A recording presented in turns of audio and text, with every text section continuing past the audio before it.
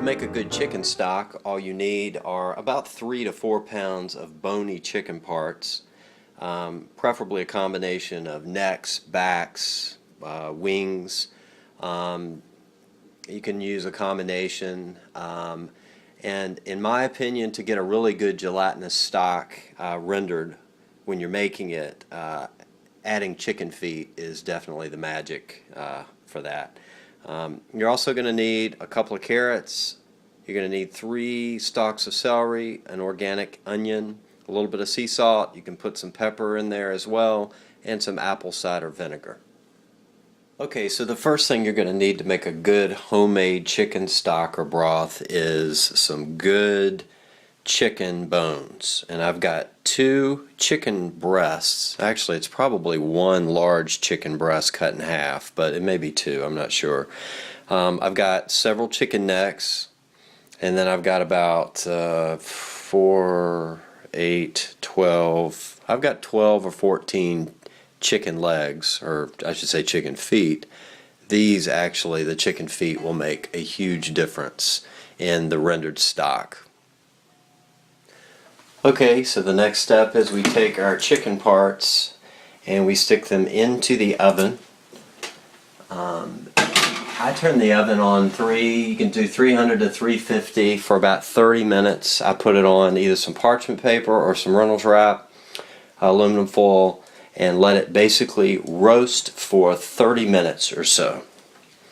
And while your chicken parts are roasting, I use an 8-quart pot.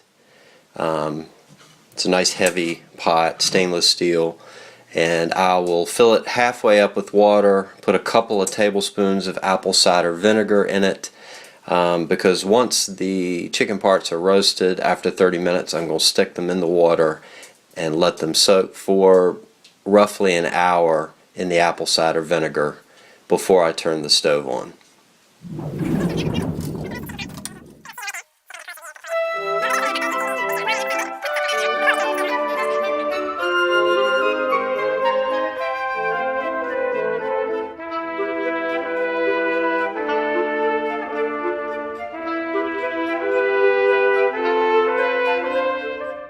And here we are 24 hours out, and our chicken stock is ready.